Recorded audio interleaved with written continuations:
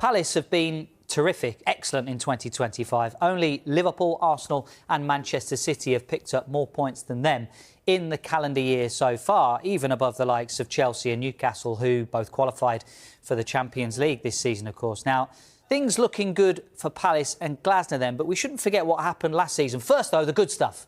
We've got the longest unbeaten run since the start of last season here. Obviously, the reigning champions, Liverpool, went on a 26-game unbeaten run. Then come Arsenal, and then come Bournemouth and Crystal Palace, whose current run of 11 games and counting across the end of last season and into this current season is, at the moment, ongoing. But rewind 12 months, it was a different story because Palace have also been a side to go on bad runs of results as well. Here's the longest games without a win since the start of last season. Now, excluding the teams that eventually got relegated last season, only Wolves went on a longer run without a win, and they actually did it twice with 10 and 9 games. Palace lost 5 of their opening 8 Premier League games last season on a run of 8 without a win. This time last year, even questions were being raised about the future of Oliver Glasner. And since the start of last season, Palace have drawn 17 games, more than any other side. So the question is, if Palace are to make a further leap in their development, or even Glasner, if he's to make a further leap towards a so-called bigger side, does Glasner need to be more ambitious? Does he need to turn all of these draws, or at least some of these draws, into victories? And we're saying that about a team that are, all right, early days, but 5th in the Premier League table. And if they can, as Dave points out there, start turning some of those draws into wins. I mean, you're talking then about them being a challenger for top 4. I mean, what is the ceiling for Crystal Palace, do you think, Jeff?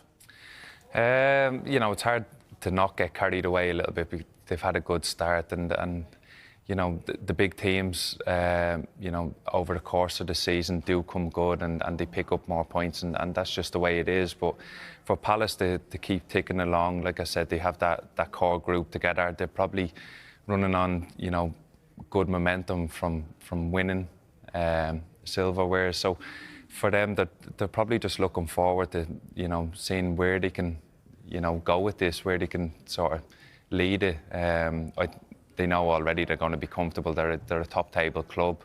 The players are fully Premier League established. So, you know, it's exciting for them and the fans, you know, to see where they can finish up. Exciting, and yet there must be that frustration as well. If you're, you know, we all know where our football clubs are in the food chain of the Premier League, or whatever division your team is in. So, you know, they win an FA Cup, they want to kick on, their form is good, but then there's talk about their manager going, and they've seen Eze leave, and you know what's going to happen with Mateta, what's going to happen with Guehi. That's got to be frustrating, Charlie. I think it is frustrating, you know, but that's what comes with success, you know. And like Jeff said, I think the going on that cup run, winning that cup, gives the squad confidence and belief, and that's why they're on such a good run now. They say 11 games unbeaten. That belief and togetherness probably is what's winning them games or not losing games, you know, and it's how long that can continue for Crystal Palace. And of course, a lot will depend on Marc Guehi and how long he stays at the club. Charlie, you know, I think the club have accepted that he will be leaving sometime soon, and that his time is coming to an end with them. Could leave in January, halfway through the season, but they would at least then be financially compensated for what's left of his contract. Is that therefore the best or worst outcome for him to go in January, Charlie? A bit of both. I think if you're Marc and you want to better yourself or go to a higher club or bigger club, as you want to say, then the club has to look for financial recompense, you know. So it's probably best that he does go in January for the club. Off the pitch, on the pitch, you probably want him for the whole season, and then give him your good wishes and say bye and good luck. But it's what the club wants and what the club needs. What do you think, Jeff? What's best for Palace? An extra 5 months of Guehi in the team, and what that could get you, or the financial?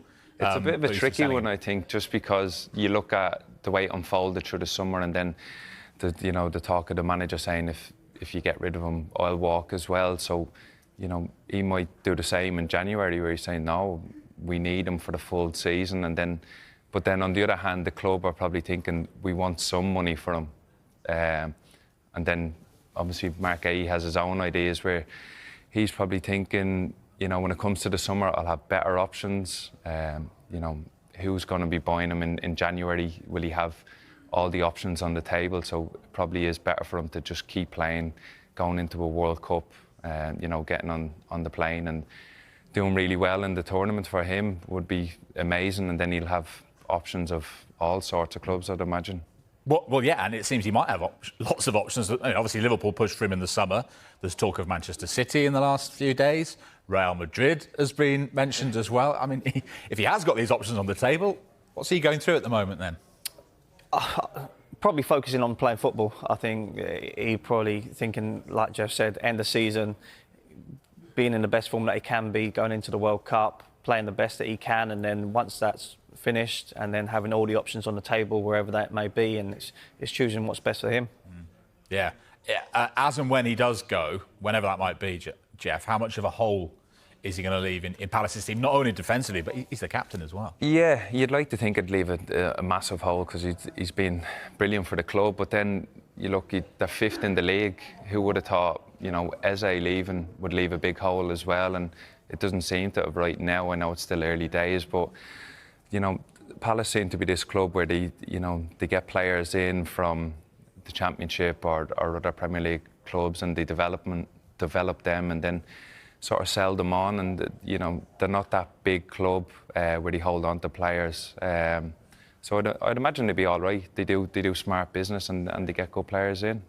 You think it'd be okay as and when he goes, Charlie? Or how hard is he to replace? I think it will leave a big hole in terms of maybe off the pitch as well. I think he looks after a lot of players. He helps a lot of players off the pitch, and he has that connection with the fans. But like Jeff says, I think the business that Crystal Palace do has been good. You know, everyone thought that Eze would leave a massive hole as well, but they seem to have replaced him and are thriving. So I'm sure there's people in place that they're looking at, players in place that they're looking at. So it's picking the right person, I guess, for them, that when Marc does go, who they're going to bring in.